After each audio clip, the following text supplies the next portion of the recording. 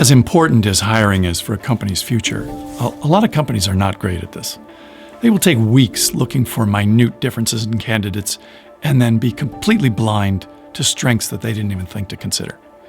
For example, the best IT guy I ever saw was a guy named Chris, and he wasn't just technically proficient with computers, he was a great conversationalist. You'd get on an elevator with him, and then 3 floors later, you'd step off with a good book recommendation and maybe a hack for getting wax out of carpet. But his specialty was fixing people's tech problems without making them feel like idiots. He'd raised that to an art form. They had this little tech space that they put him in, and I had brought down a laptop, which he was upgrading for me, and his phone rang, and he put the call on speaker so that his hands would be free and he could keep working on my computer. And this person was complaining very hot under the collar that the keyboard was broken, and they were frustrated, and they were taking it out on him a little bit.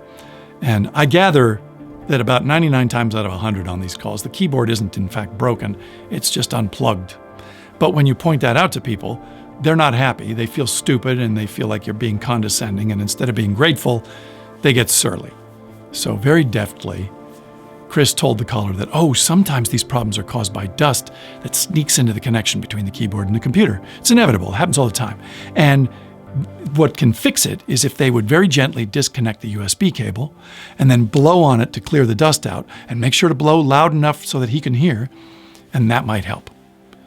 And there was a pause, and then a very loud blowing noises, and followed by a happy little click, and then subsequent great gratitude and elation. The problem was solved and the keyboard was working again.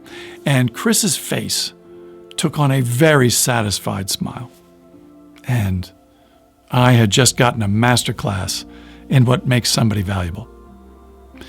Chris was the best IT guy they ever had, and as much as his boss took pride in hiring him, that was just blind luck.